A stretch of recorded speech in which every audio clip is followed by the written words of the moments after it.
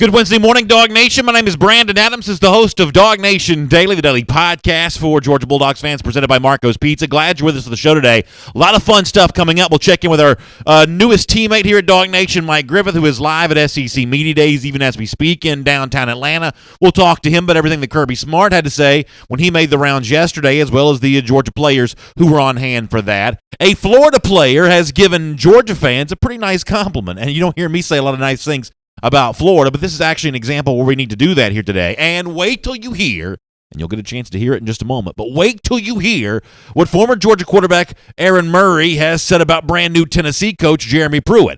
This is going to be pretty buzzworthy all day long, and it's coming up next as DawgNation Daily, presented by Marco's Pizza, begins right now. From DawgNation.com, this is DawgNation Daily, the daily podcast for Georgia Bulldogs fans, presented by Marco's Pizza. Here's your host, Brandon Adams. It is not often that I say good things about Florida players here on this show. After all, I've sort of tried to establish the brand of being the lead Gator hater in this Georgia-Florida rivalry, and we've explained this many times before, but it's also probably worth, mentioning one more time here. That we talk about hating, and we talk about, Gator hating and, sports rivalries and things like that. We're not actually talking about hating people. It's not, my advice would be not to hate anyone in your life. That's not probably a very good emotion.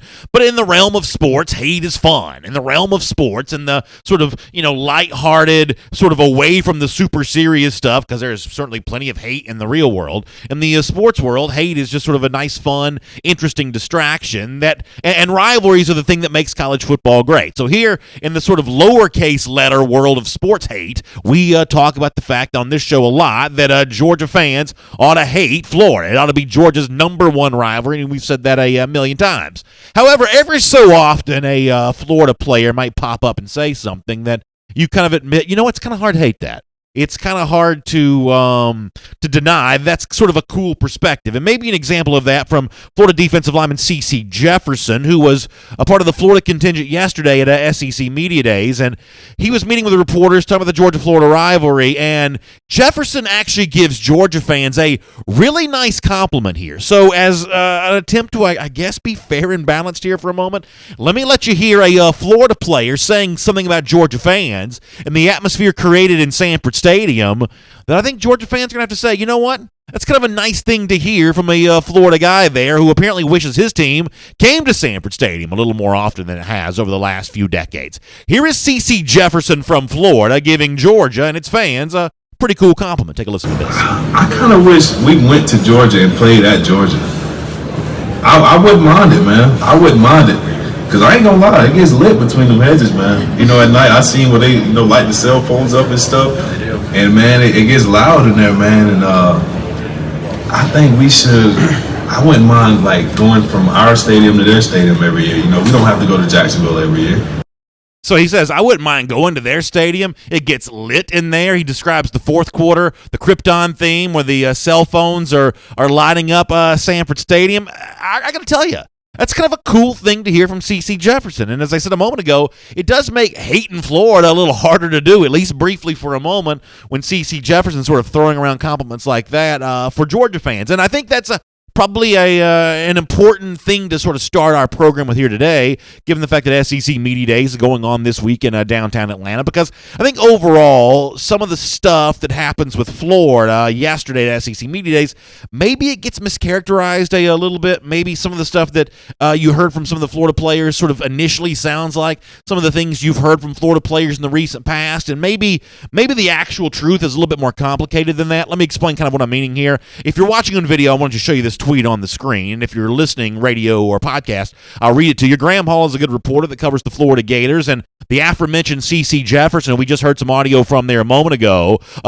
C.C. Jefferson meeting specifically with Florida reporters. Graham Hall tweets out a quote from C.C. Jefferson. I want to show you this on the screen so you can see it. The quote here from C.C. Jefferson is, first off, hats off to Georgia, Jefferson says, on a great season. When we beat them this year, it's going to feel really good. That's C.C. Jefferson, as quoted by Graham Hall, who covers the Florida Gators there. He put that out on Twitter.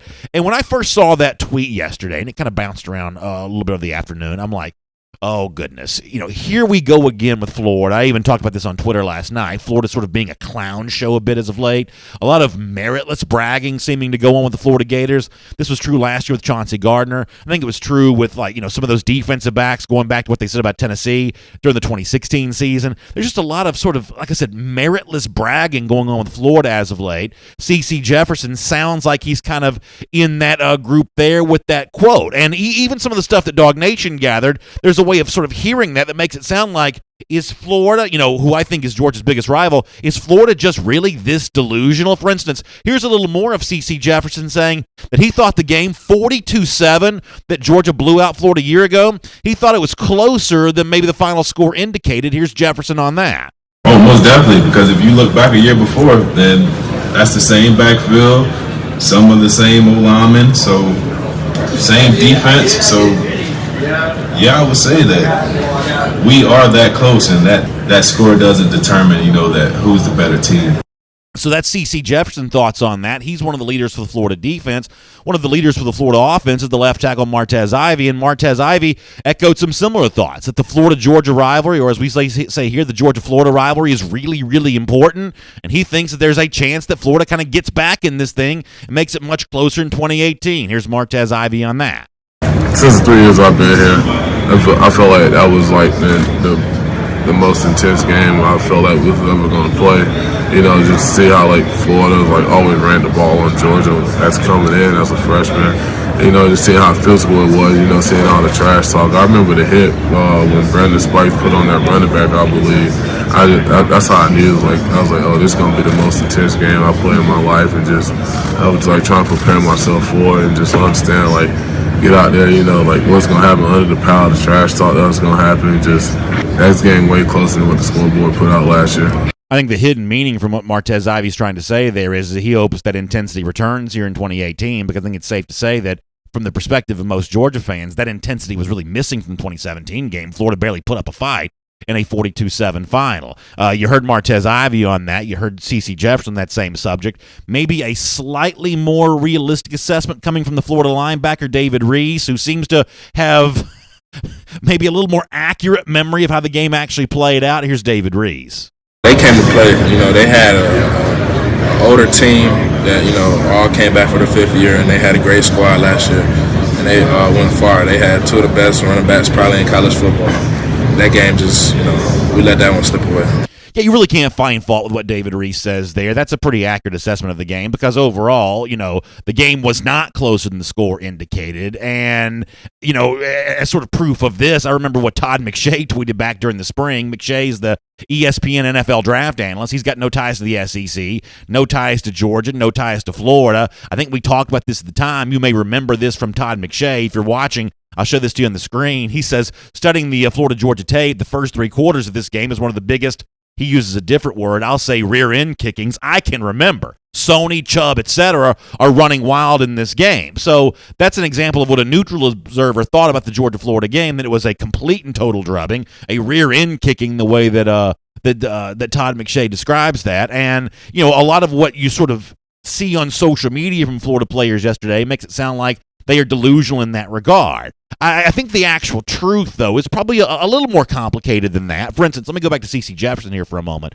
who kind of, speaking to some other reporters in a different situation, I think his assessment of what happened during the Georgia-Florida game a year ago is probably maybe a little more in line with what Georgia fans think about it. And, by the way, the other reason why I play this piece of video or audio I'm about to play for you, for Georgia fans who are sort of hungry to see Florida humbled in this series. After all, I heard from a million Florida fans over the last, 24 hours or so about how Florida's won 21 of the last 28 in this series, and there's a lot of bragging that goes on from Gators fans in that regard. For Georgia fans who were sort of longing for the day when Florida could be humbled once again in this series, last year I think an example of that, and C.C. Jefferson's other description to other reporters of this game, I think is validation for Georgia fans of exactly what they wanted last year to be. Here's more from C.C.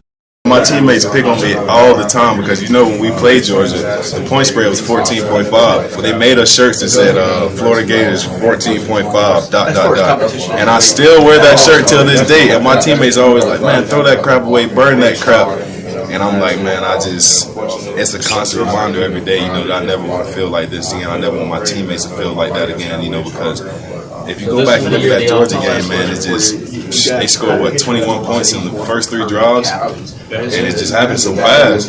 They looking at me as a leader. I kind of didn't know what to do myself. I was kind of stuck, and I never want to feel like that again, man. I just want to be mentally and physically prepared for every moment that comes. Whether we're down 21-0 again and we have to come back, or we're up and we have to maintain the lead. I just want me and my team to be ready. I mean, to me, I can't find fault with C.C. Jefferson there either. To me, that's a player, obviously disappointing the outcome of a game, giving credit to its opponent. So I'm going to, congratulate C.C. Jefferson on having the right perspective there about the Georgia-Florida game from a year ago. And I think if you're wondering why in the world we're even talking about this today on DawgNation Daily, presented by Marco's Pizza, I think it's this. I think as Dan Mullen takes over the Florida job, I do think he takes over a program in turmoil. This is relevant for Georgia because, I think that over the course of the last few decades, and the next few decades probably as well, Florida will continue to be, in good years and bad years, the measuring stick for Georgia in this division. And Florida as a program has been a mess. There has been a lot of awful, ridiculous, goofy trash talk coming from Florida over the last couple of seasons. It's Chauncey Gardner last year. It's other players from the 2016 season. Back in the 90s, Steve Spurrier was one of those guys that talked trash and backed it up. You didn't like him necessarily as a Georgia fan, but you gave him begrudging respect. What sort of Florida has sounded like in recent years, though, has been a little bit more like less Steve Spurrier and a little more like a guy like, say, LeVar Ball, who just sort of pulls these random brags out of thin air that seem to have no connection to reality whatsoever. That's what Florida has been. I think it's Dan Mullen's goal to try to change that. You saw the metamorphosis of that maybe starting to take shape at SEC Media Days yesterday, but have no mistake. No matter what Florida fans want the world's largest outdoor cocktail party to be this October, I think Georgia has plans for another beatdown when you get to that game later on the 2018 season. My name is Brandon Adams. This is DawgNation Daily, the daily podcast for Georgia Bulldogs fans, presented by Marco's Pizza. Good to have you with us. If you're checking us out on video, thanks for watching us. DawgNation Facebook page, YouTube page, the DawgNation Twitter feed. We're live there every morning at 10 a.m. We're on the radio at noon with our friends in Athens on Athens Sports Radio 960 The Rep. And in podcast form, pretty much wherever you can find podcasts, the Apple Podcasts, the Google Podcasts on the Android devices, SoundCloud, the world-famous DawgNation.com. We're just really, really glad that you found DawgNation Daily here today. Thanks for making us your choice for Georgia coverage here. We love facilitating this conversation each and every day, and we're really grateful that Marco's Pizza makes it all possible. Right now, Marco's Pizza got a great deal for you. Say hello, Primo, with 2 medium, 2-topping pizzas for just $6.99 each. I love that price on authentic Italian quality pizza. It's made every store, every day, the Italian way. And, when you get a family like I have, my kids, they don't want the same stuff that my wife and I want. So, get them the pizza they want, get us the pizza we want, and at $6.99 each, that's a very inexpensive way to feed the whole family on some good food that everybody's going to be happy and enjoying.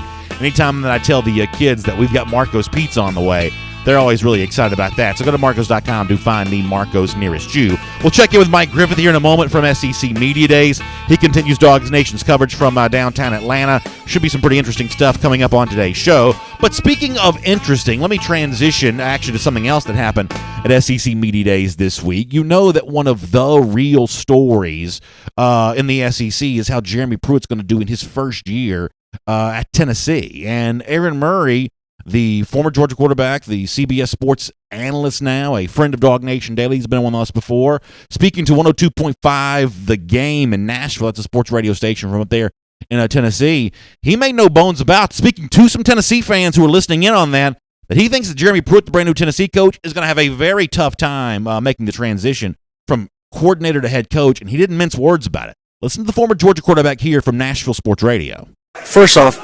talent-wise, they're far behind right now. I mean, talent-wise, it's not even close with them, South Carolina, Florida, Georgia. It's not there. So, I mean, he has a huge mountain to climb just to get them competitive in this league right now. And two, honestly, I don't know if his personality is fit to be a head coach. I don't. As a head coach, there's so many things that go into it. It's not just going out there and coaching. You have to deal with front office. You have to go talk with the president of the university. You have to deal with boosters. You have to deal with the offense, the defense. It's not just going there and dealing with the kids and scheming up. There's a lot that goes into it. I don't think he's the right guy to kind of be the CEO of a corporation. He's really good managing just a defense and being a defensive coordinator. He needs to prove to me that he can handle the whole ship. For right now, I don't think he can. as you might imagine, the coach, the host speaking to Murray there, a little bit dumbfounded by just how blunt he was being. They wanted to follow up with him on exactly what he meant by that, and Murray then went into some more detail about what it is about Jeremy Pruitt he's seen from his past that makes him seem like he might be unfit for Tennessee in the future. Here's more from Aaron Murray. My is when he was at Georgia, and the way he acted, the way he treated Coach Rick, I thought was poor. He wasn't as respectful as I thought a defense coordinator should be to a head coach. So that's my thing with authority. When he's dealing with the athletic director, when he's dealing with the president, when he's dealing with a booster who's giving millions of dollars, you can't go tell him to screw off. You have to take the meeting. You got to sit with them. Yeah, I know you want to be game planning and getting ready for the game, but you're a head coach now. You have to do these other things. Like I said, I think he's a really good defensive coordinator. I think when he has one mission, he's really good. But when you have to be pulled in 100 different directions, you have to be respectful and sit in all this other stuff. He needs to show me he can do that. I'm not saying he can't. He needs to show me he can, and that's his biggest hurdle as a head coach. I think that's really fascinating from Aaron Murray. Later on in the show, I actually want to play you some audio from Chip Towers from about a year or two ago on DawgNation, who seems to maybe have agreement, at least then, with what Aaron Murray's saying right now.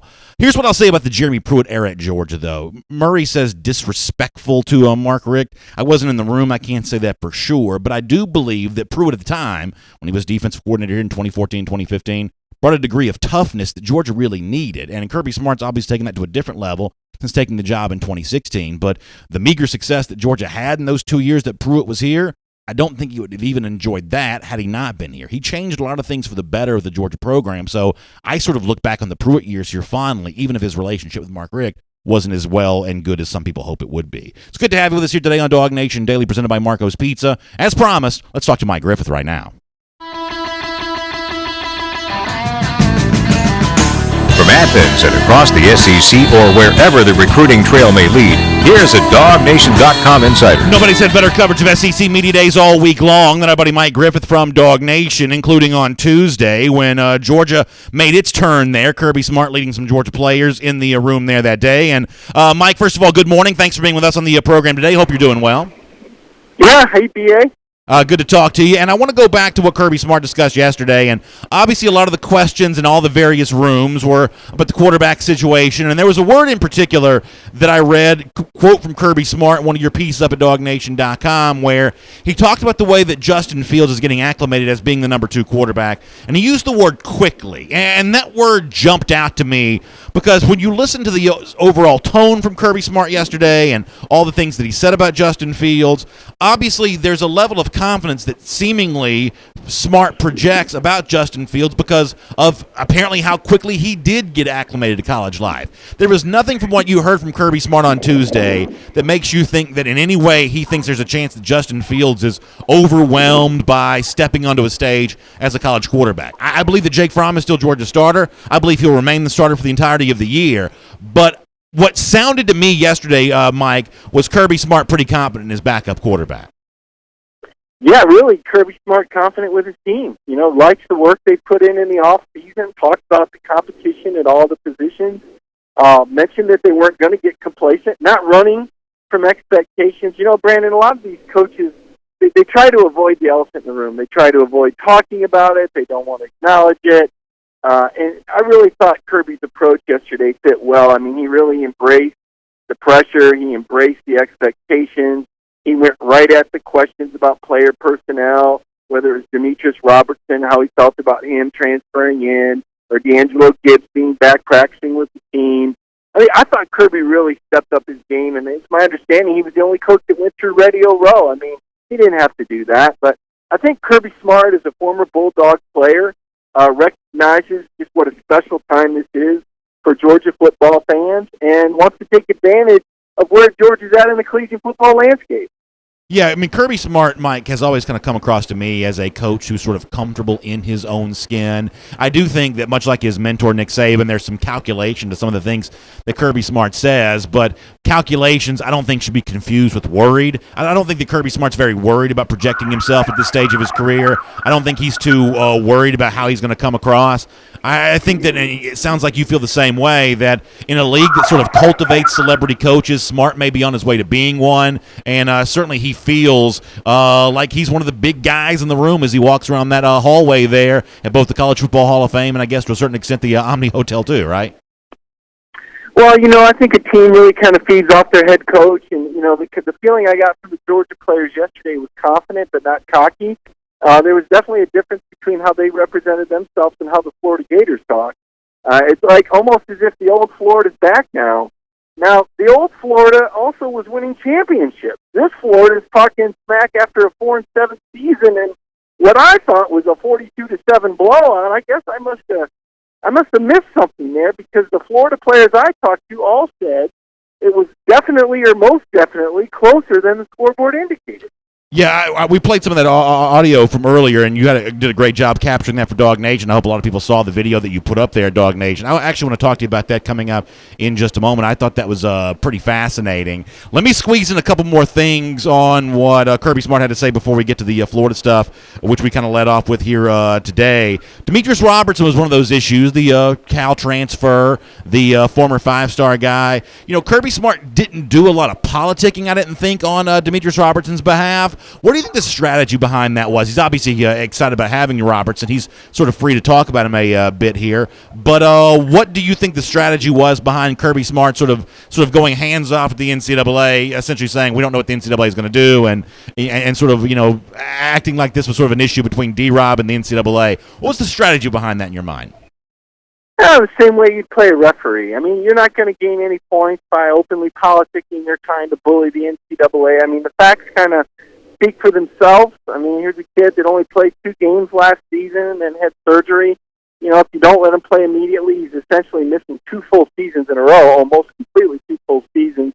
It's a classic hardship situation. I mean, out in California, returning home on account of an ill relative and coming off a season where he only played 2 games and got a medical red shirt. So, if his academic transcripts are in order, you would think that this would be a situation where the NCAA might make him immediately eligible. But, Kirby's going to look at it that he's going to coach the guys that he knows for sure are going to play.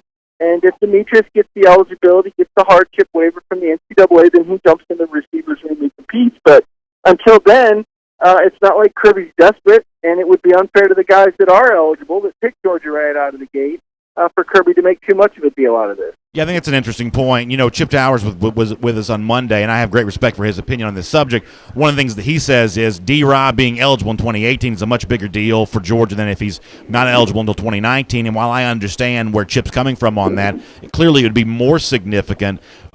Speaking from the perspective of a fan here, I still think it's a pretty big deal for Georgia, even if you have to wait that year because you potentially pair him with a couple of 2019 5-star signees or who are currently commits, guys like Dominic Blaylock and Jaden Hazelwood. At some point in time, I think Georgia's really due to truly upgrade its wide receiver core, and whether it happens in 2018 or 2019, when Robertson's finally playing for UGA, I think it's going to pay off in a big way for the Dogs. Well, right now Georgia's got a window to a championship. That's what we know, Brandon. You never want to put guys off too far. In fact, Kirby was talking about, the new redshirt rule and how he thinks sometimes the media might make a little bit too much out of it and says, hey, we're not sitting around the table saying, this guy would be better in his 5th year as a redshirt than he would be as a true freshman. And he pointed out, you look at these 5th-year guys, these 5th-year seniors that have been redshirted, how many of them have really had an impact? And, the answer is not many. In his mind, a guy can play or not play. And, if Demetrius Robertson is the guy that can help Georgia out right away and is good enough to play this year, then you want him to be eligible, and you want him to be around next year too. But, what we've learned about college football is it's game and now. Nobody in Sanford Stadium is going to sit back if Georgia loses a football game at home and say, well, you know what, let's just wait till next year. We're a now generation, and, now is what matters, and, you worry about the future in the future. Yeah, I think that's interesting. You mentioned a moment ago what some of the Florida players said about Georgia yesterday, and I do want to talk to you about that. But in a weird way, Mike, the most interesting thing that a non-Georgia person said about Georgia at SEC Media Days this week may have been some of the things that LSU coach Ed Orgeron said about the atmosphere he expects in Death Valley and Baton Rouge when Georgia travels there in the month of October. And the reason why I thought that was so interesting is really twofold. If you want to go back years ago, Mike, it looked like Georgia and LSU may be on the verge of sort of a burgeoning rivalry here a bit. They played 3 times times in SEC championships, two of the most intense atmospheres in Sanford Stadium in the certainly the 21st century, if not all time, were the 2004 LSU game when they came in as the defending national champs, the 2013 game, which was a great showcase of some pretty good passing games. You've had intense atmospheres in Athens for LSU games before, and now Georgia, because of its status as the reigning SEC champ, is sort of that team apparently with a bullseye on its back when it goes on the road. And from that standpoint, the way that Ed Orgeron foreshadowed that trip for Georgia, I found that to be really interesting. Did you sort of find it the same way? Yeah, and he alluded it to being a night game, even though it hasn't been scheduled yet. And, we all kind of think it's going to be a night game, but until they actually schedule it, there's a little wiggle room there for the television networks. But Ed Orgeron seemed pretty confident it was going to be a night game. He said it was going to be a special environment. He said the stadium would come alive and the tailgating would be active. Which I'll tell you, I've made a lot of trips to Baton Rouge. I used to live on the Gulf Coast and been to Tiger Stadium several times, and it can get pretty crazy, not just in there, but outside of there. So, I think this is going to be a pretty raucous environment. It's hard to say right now where these teams will be. I think both have high hopes this year. Obviously, for Georgia, it's going to be a marquee matchup on the road. You would think they would get a lot of exposure.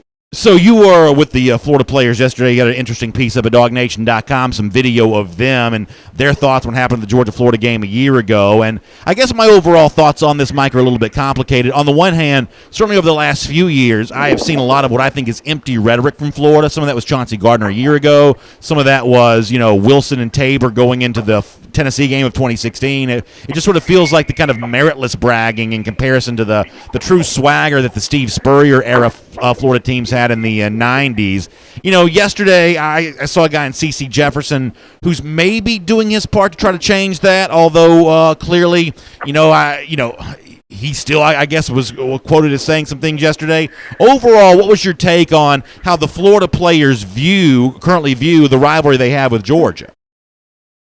Well, I think they just wanted to have fun with the interviews. I think that was the message from Dan Mullen. I think he wants Florida to get back to being loose and having fun and feeling good about themselves and feeling confident. And that was the message. And, it's funny. I know Georgia fans are irritated by it. Obviously I covered Tennessee, and I know how irritated by it Tennessee fans were too. But let's be honest. It's kind of fun to have a team like Florida in the league that talks this kind of junk and kind of gets the blood flowing in the off season and gives you a reason to care a lot. Because as you said, on the field they really haven't given you much reason to care or stoked much fear in many teams this last season. So the fact that now maybe Georgia has a little bit more of an edge, I'll tell you, I was actually more interested in what he said about wanting to play between the hedges. Me too. You know what? These college players, they want to play in different stadiums. And I'm kind of with him on this, and I know, he said, Mike, you're new to this. You don't understand this rivalry in the Well, I do understand. I used to cover the Iron Bowl in Birmingham, and when they finally made those games go back and forth between Alabama and Auburn, I thought that was a real benefit for the fans. And, I appreciate that it's in Jacksonville, but, Sanford Stadium is a special place. I mean, we're talking about one of the most beautiful. Certainly it's a better stadium than what they have in Jacksonville. It's a better game day environment than what they have. I mean, it's special. It's a part of Georgia, and of course players are going to want to play there. And why not rotate that in, where maybe a guy who plays at Florida and Georgia, they get to play in each stadium and play in Jacksonville. Every 4 years you go, Georgia, Jacksonville, Florida, Jacksonville. And where the players get the opportunity to play in these stadiums. I'm kind of with them on this one, and I would say that for all the rivalries. I'm a big proponent of the home and home. Not the biggest fan of the neutral site games. I think save the neutral sites for the bowl games, not the preseason games. Yeah, I think it's a really interesting point, Mike. And speaking of scheduling, let's finish up with this. The Commissioner, Greg Sankey, spoke at SEC Media Days this week. You wrote about this at DawgNation.com. And obviously, I think there's a lot of fans who would like to see a change to the SEC schedule. Take on a ninth conference game, rotate with the cross-divisional opponents a bit more. But for now, Sankey seems to be towing the company line of the institutions like the what they call the 6-1-1 format, where you play the same West team every year and rotate the other game. Do you ever see in the foreseeable future a landscape change here where Georgia gets to see some of these other SEC West teams a little more, and fans overall get to see a deeper schedule that includes 9 SEC games as opposed to 8? Not until Sankey feels the need for it. I mean, he did make the point, and as you said, I wrote this story with all the numbers and all the. But who's to say that the SEC teams couldn't accomplish the same thing with 9 conference games? And I'll say this: in 4 years covering the Big Ten and covering Michigan State, I was able to see every Big Ten stadium in 4 years, covering the same program, and I think that's pretty cool. And would it be neat again? If the players were able to get, I mean, isn't it really? If that's really what it's all about, if it's really all about the players, aren't those experiences and, like you said, those road trips and that travel? Isn't that what it's really all about? I mean, if it's really all about, getting teams in the playoffs, and I suppose the dollar is always the bottom line, then I guess you continue on with, the Alabama scheduling model, which, I guess even Georgia's kind of dipped into that, kind of playing with nobody in November. I mean, to me, I don't like that. I don't like that. I understand it. It's you got to do what you got to do. If the guy next door is doing it to be competitive, you feel like you got to do it too. But that doesn't mean that it's right, and it doesn't mean that it's good for college football. Some of these Alabama opponents have been absolutely embarrassing. Yeah, I think that's a really good point, Mike. I really appreciate you weighing in on that. Your coverage at SEC Media Days has been top-notch. We appreciate you being with us here today. We'll look forward to reading a whole bunch more from you, and we'll talk to you again here on DawgNation Daily, presented by Marco's Pizza very soon. Appreciate it, Brandon. Good stuff there from Mike Griffith on DawgNation Daily, and I think what he says there about the neutral site game stuff is really interesting. Now, y'all know, those of you who are longtime listeners of DawgNation Daily or viewers to our program, I like Georgia, Florida, and Jacksonville. It is a special tradition for me. I like traveling down there. I like going to that game there. But the one thing that's undeniable right now, and this is a very quick change, it's something that's only happened really recently. For the moment, neutral site games in college football are just a little bit out of style. They're just a little bit out of style. The Auburn-Washington game in Atlanta, I think currently right now, is not a technical sellout here. There are tickets available for that game in Atlanta. That used to be unheard of for these neutral site showdowns. Now, the fact that Washington's coming from Seattle probably has a lot to do with that, but it's another example of this. Georgia going to Notre Dame last year was the talk of the 2017 season. Alabama, so much so, they got involved in this. Now they want to go to Texas. Georgia fans, some want to see Georgia play Clemson. And they may do that in Atlanta at some point in time, or they may do that home and home. But right now, it's that home and home thing. And Chauncey Gardner talking about wishing he had had a chance to play between the hedges is another example of that. Sometimes these trends can change pretty quickly. For the moment, this trend is moving in the direction of people like home and homes. They like going to other stadiums. They like bringing people into their on-campus environment. Coaches love that because they can host recruits. It'll be interesting to see how long that particular trend stays sort of the hot topic in college football. But for now, that's the direction all of this is moving. Let's roll on here with DawgNation Daily. Let's take a look around the rest of the league. This is SEC Through. Always really fun to have Mike Griffith. He's a great addition to the team here at DawgNation.com, and he has been doing a fantastic job of covering SEC Media Days. Make sure you read everything that he's written. A lot of stuff on Georgia from Tuesday and a lot of really interesting angles here throughout the rest of the week as well. Mike is just going to be bringing you top-notch coverage here at DawgNation.com, and we're glad he's here. Now, something that many of you who are listening right now are not glad about, I know that we have a lot of dads and moms that listen to this show with their kids, and this is the time of year where a lot of kids start to get a little nervous. You go to your local Kroger and you start looking around and you say, you know what? I see a lot of back-to-school items. Now, that's good news for some parents. It's not great news for all kids, although really, hopefully you're looking forward to getting back and starting a brand new school year. But the point is, for the parents, and I'm right there with you. I got a little boy about to be in the first grade, a little girl that goes to preschool, but a little boy that's about to be in the first grade. So when I think about all that new stuff you got to buy, the paper, the pencils, the notebooks, and all the little fancy erasers and things like that the kids always want, that can get expensive. That's why you want to really trust what I think of as my headquarters for back to school shopping, which is Kroger, and they want you to stop by your Atlanta area Kroger right now and save on everything that you need, whether it be the notebooks, the glue, the pens, pencils, everything else in between. It's all there for you at your local Kroger. I'll be certainly doing a lot of that because, listen, here in Georgia, where we do this show from every day, we're only a couple weeks away. I guess about 2.5 weeks from the start of the 2018-19 school year. So please think about Kroger when you're thinking about back-to-school shopping. All right, SEC Media Days does roll on. Day 3 today. We got a handful of SEC teams who are there. Joe Moorhead will make his debut as Mississippi State coach here today. And Moorhead has already, I think, this year proven to be a bit of a darling of the media. I don't know if he was just like a source for like every story that had ever been written or what, but they've already been like a handful of glowing profiles written of Moorhead. He is a guy that is sort of thought of as being a bit of a cerebral coach. He's going to bring what he thinks is an innovative style here to Mississippi State, and he's going to probably throw deep a little bit more than maybe Dan Mullen did. He wants to make Nick Fitzgerald in the image of some of the stuff that he'd done with Trace McSorley there at Penn State. I imagine that there will be probably somewhat fawning coverage of Moorhead today. A lot of the national media types just seem to really like him. I have no beef against him, but this is a guy that national media types seem to really enjoy writing about, so I imagine that Moorhead will get some positive coverage. Tennessee's also going today, and it makes me think about what we talked about with Aaron Murray near the top of our show today. Murray questioning Jeremy Pruitt. How will Pruitt perform in his first SEC media days? When Kirby Smart, who's kind of cut from the same cloth, former Alabama defensive coordinator, when he made his debut with Georgia, what would it be, 3 SEC media days ago, you could tell that Kirby Smart had really kind of gone to school on how to do this. Gave a long opening statement in the big room, the podium with all the media members in there. Really seemed practiced and maybe in some cases too rehearsed almost. Pruitt is a slightly different guy from Smart, though. How comfortable is he going to be in this environment? He hasn't had to speak to reporters at Alabama over the last couple of years. Did do some of that with Georgia. And, Aaron Murray uses the phrase CEO. You have to be a CEO to do this job. I think Murray's right about that. While I don't completely agree with Murray's assessment of Pruitt's time here at Georgia, he is right about the demeanor necessary to be a head coach. And this will be another example today of can Jeremy Pruitt pull that off in that moment.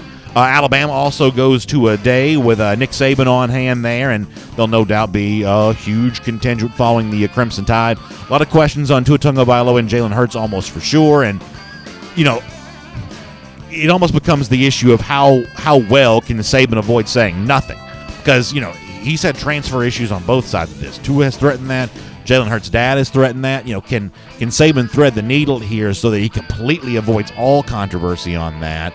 We'll have to see if that indeed does happen. And then, of course, Missouri goes as well. And, other than Drew Lock being a first-round pick, there's virtually nothing to ask Barry Odom, the head coach of the Tigers, although I do believe that Lock is going to be in attendance, so I'm sure he'll get a lot of attention. I also want to mention this here really quick. Yesterday on SEC Country Live, we talked about the fact that this is going to be our last week doing that show on the SEC Country video channels.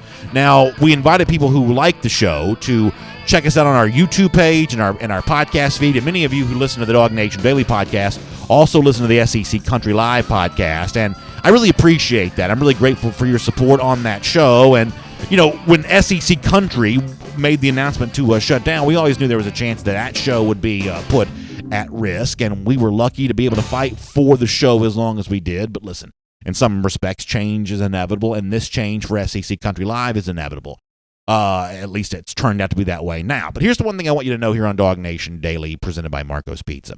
I am really, really excited about what's going to be taking the place of my time spent on SEC Country Live. I love working with Mike. I would have loved to have kept doing that show for the next 50 years. Mike and I are actually going to try to do some more things together here, and that's why the YouTube page is going to be an important thing to follow, SEC Country Live on YouTube. The podcast feed, SEC Country Live, the podcast, is going to be important to follow because Mike and I have a lot of plans for a lot of great projects. But in the meantime, I hope that you understand that my time not spent on SEC Country Live is going to be immediately devoted to a lot more really, really cool stuff for DawgNation.com, both at the site, on video, podcast. I think you're going to be really excited about some of the additional things you're going to see right here on DawgNation Daily every single day. So I wanted to make that very, very clear to you that I'm not the kind of person that sits on my hands, right? Y'all know that I have to be busy doing something, and so I'm going to be very busy at the business of DawgNation here in the absence of SEC Country Live. But please check us out today at 3 p.m. Eastern Time, Thursday, as we kind of close out our final week and hope to do it in style, doing what Mike and I have always loved doing, which is talking about the SEC. And with that in mind, we'll make that the closeout for your SEC through. All right, and speaking of new stuff for DawgNation, coming up in just a moment, I want to make that the subject of our Dog Day Q&A. We'll do that here in just a little bit and have plenty more on this with comments here coming up. But before that, I do want to go back in time because I thought near the top of our show when we talked about former Georgia quarterback Aaron Murray and what he said about Jeremy Pruitt. And if you're watching on video and you're sort of tuning in late, or if you're tuning into the radio show and you're kind of catching us here kind of in the middle of the broadcast, please go back and either find the podcast or find the video on Facebook or YouTube and check out what you missed here, because we played the audio from 102.5, the sports radio station in Nashville, of Aaron Murray kind of going in on Jeremy Pruitt, questioning his demeanor, talking about the behavior while he was defensive coordinator at Georgia, and saying if that's the Jeremy Pruitt that Tennessee's getting, then this Pruitt may not be very successful. He may not be able to get along with people. And while I didn't 100% agree with the total characterization of the Jeremy Pruitt era here at Georgia, it's fair to point out that if you want to go back to last December when Pruitt first got the Tennessee job, talking to Chip Towers about that here on DawgNation Daily, Chip said then that, you know what, this is not a hire that comes without risk, because Chip was his sources on the Jeremy Pruitt era were top notch. He knows a lot of the backstory and everything that happened to Pruitt here, and it sounds like, based on what Chip Towers said then, that he kind of agrees with some of the stuff that Aaron Murray has said this week. Here's Chip Towers from last December. He is a good football coach. There's no question about it. But there's a lot of stuff that went on at Georgia. And look, it did. A lot of it we can't write. You can't get people to be quoted about it and that kind of stuff. His stay at Georgia was volatile, tumultuous at the very least. And there were run-ins, and there were personality conflicts. So I think the biggest challenge for Jeremy Pruitt at Tennessee is Jeremy Pruitt. How is he going to handle all those other things that require some subtlety? Because there's not a whole lot subtle about this guy. Subtlety is a really interesting word from Chip Towers, and there's not a whole lot subtle about this guy. And I think for Georgia fans, there are probably a couple different ways that you sort of connect and respond to this topic. First of all, I think a lot of Georgia fans like me have somewhat fond memories of Pruitt's time here at Georgia. I think he sort of spurred some action around Athens. He sort of, I think he sort of stomped on some complacency, which I think was kind of an important thing. From that standpoint, I think that Pruitt was a good addition to the Georgia coaching staff, whatever his relationship might have been with Mark Richt. But now there's also the thing of Georgia looking up north, one of its SEC East rivals, and saying, wait, is this thing for Tennessee, which has been a little bit chaotic over the last few years, is about to blow up all over again with a coach who Aaron Murray thinks can't be a CEO, and Chip Towers wonders out loud, can he have the subtlety required to sort of get along with a pretty powerful and personality like his boss, Philip Fulmer, as athletic director, and everything that goes along with that? Maybe some fascinating stuff coming here from one of Georgia's rivals there when it comes to Pruitt's tenure there as Tennessee coach. Really good stuff from Aaron Murray and, of course, Chip Towers from in the past here on our DawgNation Daily. Now, with that in mind, let me also shift gears here and do our Dog Day Q&A. We love doing this every single day. It's a chance for us to be more interactive. Many of you reach out to me on this topic on Twitter at DawgNation Daily, especially if you listen to the show, podcast, or radio. A lot of you on video respond in our comment section live, and we take these comments on the air. If you've never watched us on video, we sort of do an extended broadcast where it's very loose, and I just sort of chit-chat and do a lot of comments with you. And today, I have a very special Dog Day Q&A question that I want to ask you here. What would you like to see more of at DawgNation? I'd love to, love to hear your thoughts about that, because, as I said, we're going to be doing a lot more this season. My promise to you has always been that DawgNation grows and gets bigger and better each and every year, and hopefully each and every month. And here on our program, we hope to do a better job each and every day. We just want to keep bringing more and more content that UGA fans love. And this upcoming fall, I'm grateful for a chance to do a lot more of that, fully devoted to a DawgNation in the time to come. And I'm curious to find out, what if you could sort of program what goes on here, what would you like to have more of around DawgNation? Weigh in on me on that at the Dog Day Q&A, and we'll look forward to taking your comments on that, both at Twitter, at DawgNation Daily, and live here in our comment section. We'd love to hear from you on that. All right, we talk a lot about the Florida Gators here today, and of course, I've said before that I believe that a good Georgia fan's a Gator hater. And 101 days from right now, I think Georgia beats Florida again. It's our Gator hater countdown, and no matter where you land and what the Florida players said, it's nice to hear the Gators thinking about Georgia. We'll talk to you tomorrow. All right. And on video, let's take some comments here. If you want to weigh on the Dog Day Q&A, I'd love to have you do that. Anything that you want to hit up, would certainly appreciate that. Looking forward to that. Mike Mazzell says, love the show, BA, but really ready for the season to start. Yeah, boy, I can't wait for it, too. It's going to be really exciting. Scott McFadden on the Facebook comment section says, I thought the only reason Pruitt took the UGA job was because he wanted to work for Mark Richt. Let me get the rest of Scott's comment here. Scott says, he left the national championship Florida State team and didn't work out the way he hoped. He certainly turned our defense around. Yeah, I think he did. I think he also turned UGA recruiting around. I think that and Jeff Sentell would be a lot better at sort of explaining a lot of this than I would be, but I think that the Georgia recruiting efforts in terms of the way that it tried to maximize its roster, the way that it tried to just be more aggressive. I just think that Pruitt brought a brand of aggressive recruiting to Georgia that probably didn't exist before he got here. And, had Rick stayed, I think that Pruitt staying would have been crucial to success. I really do.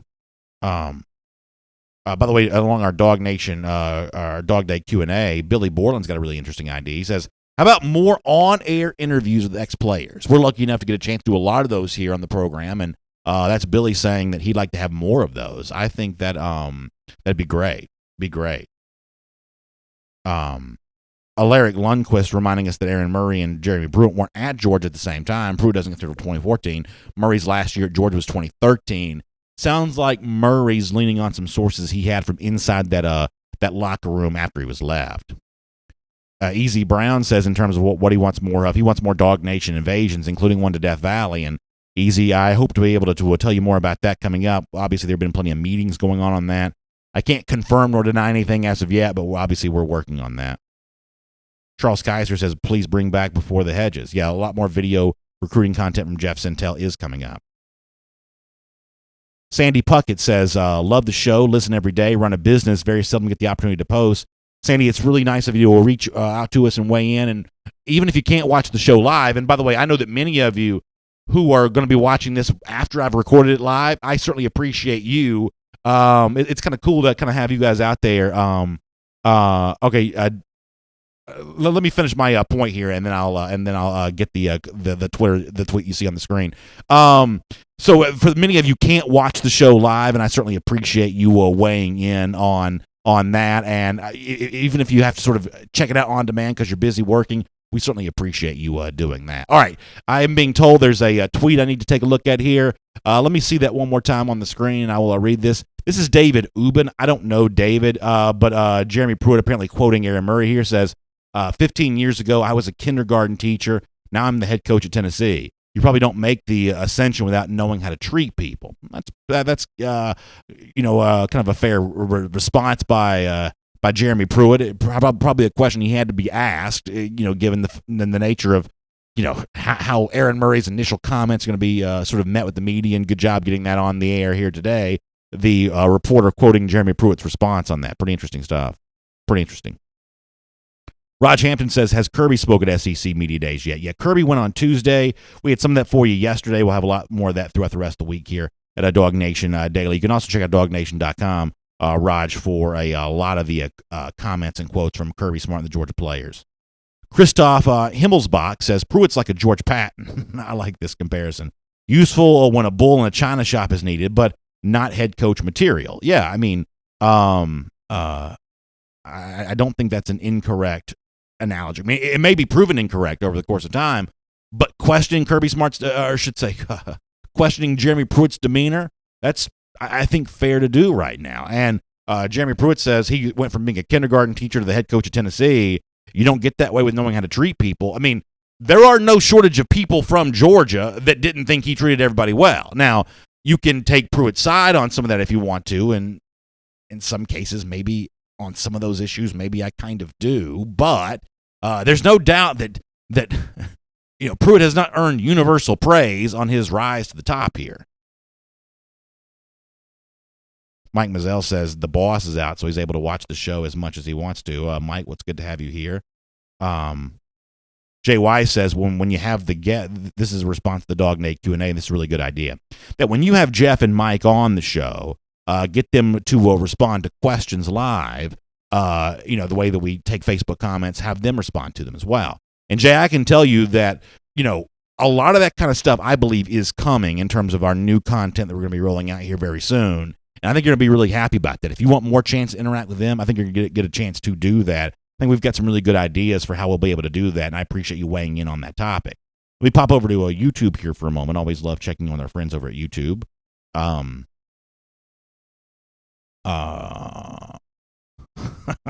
Adam Hopper with kind of an interesting description of what Pruitt must have been like as a kindergarten teacher. Yeah, I can only imagine what that must have been like. That's pretty fascinating to think about.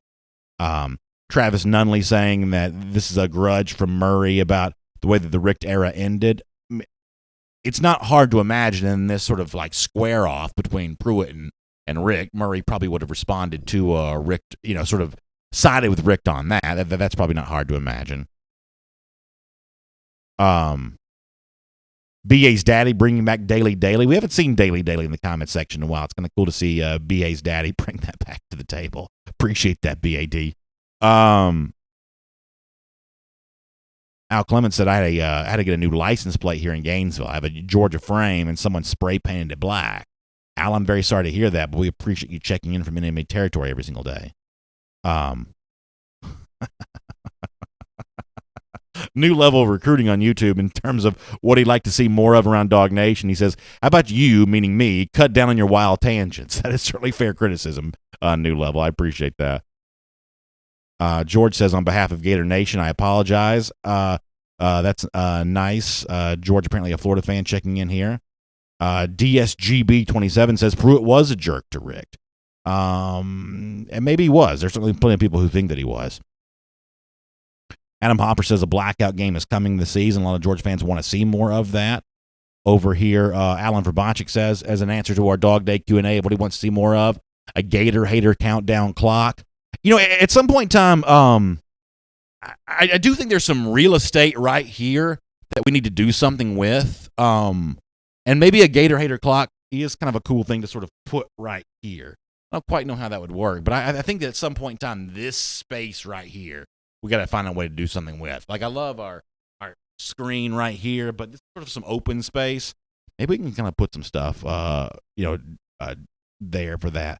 JY says, where do I like to stay during the Georgia-Florida weekend? Jay, sometimes work requires you staying in Jacksonville, although I'm partial to staying listen, my family and I, we love Amelia Island. It's near Jacksonville. It's one of our favorite vacationing spots. We love that. We've had some fun times there in St. Simons before. One of the reasons why I like the Georgia-Florida game is because it is a chance to go to the beach. Downtown Jacksonville, the Landing, that's not exactly my cup of tea, but a little fun there at Southern Soul Barbecue or Brogan's or Barber Jeans, somewhere like that in St. Simons. I can really get with that. And obviously Amelia Island, for 1,000 different reasons, is something that I really, really love. Ken Weinberg says play some highlights here in terms of what he'd like to see more of. So believe it or not, we potentially have some irons in the fire on that too. And that's a little bit of a tricky subject for reasons I won't quite get into. But yeah, that's a great suggestion for what we'd see more of. Jordan Wansley also mentioning Fernandina Beach as the place to stay. Mike Mazzell says Jekyll Island. It's really all those, whether you think about the Golden Isles of Georgia, what they call, I guess that whole collection of sea islands there, which also includes Amelia Island as well. That's really where you want to be. That's just living, folks. That is just living. If you are lucky enough to be at the beach for Georgia, Florida, you are lucky enough because that is good times. Wally Roberts says, I think LSU is going to be a very tough game to win on the road. Yeah, Wally, that's really true. It's going to be a very, very tough. Briggs Boston says, better see you at Frat Beach this year. I like St. Simons for Georgia, Florida. I think that my eligibility for a Frat Beach may have expired, but listen, I've done my share of Brogans and things like that. I've got the battle scars to prove that. Travis Ellis says Jacksonville's always been a disadvantage for UGA. I know that some people do feel that way. I don't know that I feel that way, but I know that some people do. Wayne Folan, who I don't think we've heard from in a while, prefers Myrtle Beach. If you're a golfer, that's a pretty good place to go. I don't know for the Georgia Florida game, but it's a pretty good golf vacation. Beautiful beaches there as well. Scott Harris says the islands that we were all just talking about, one of the main reasons that Georgia Florida will never leave Jacksonville.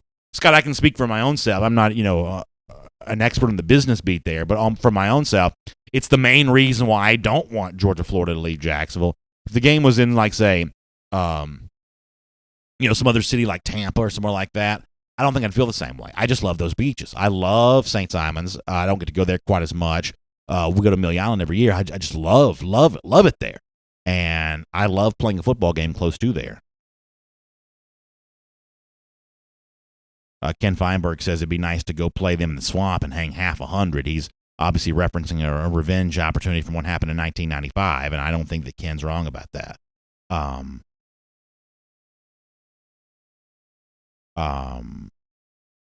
Chris Linshield says, I call BS in the whole neutral site game in Jacksonville.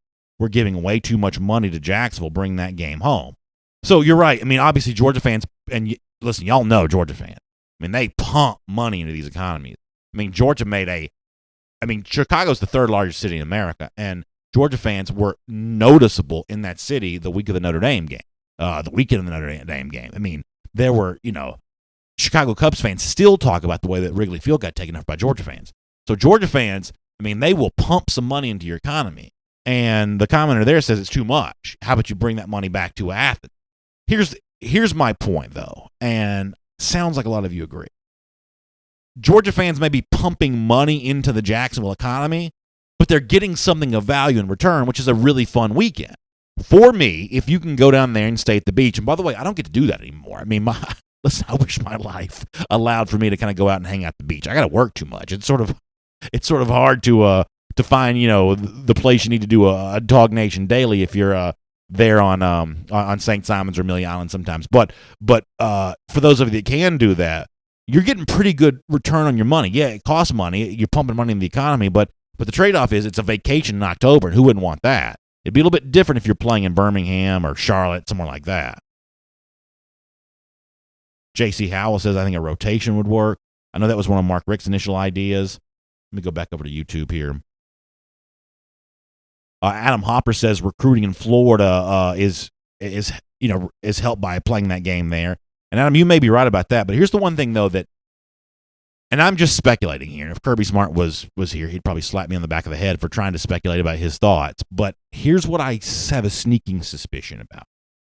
I think if Kirby Smart had his way, he would not play the game in Jacksonville. I think that one of the reasons why you see the rise of home and homes, I think the reason why Alabama is, Alabama was one of the main proponents of these elite neutral site non-conference openers. Florida State, Michigan, USC. They've played a million of these kinds of games. Clemson. They were like leading the way. They're going to play a major non-conference game on a neutral site to start every single season. Now that scheduling philosophy has changed here as of late. All of a sudden now it's home and home versus Notre Dame. It's home and home for Texas. Here's what I think that Nick Saban has discovered, and I think that Kirby Smart believes this too. That the trade-off when you go home and home is you get a day to host recruits. You can host them in your stadium, and that just becomes another opportunity to do that. When Georgia goes neutral site to Jacksonville every year, and I'm just, even though I like the game in Jacksonville, here is the strongest argument for why the game should not be there.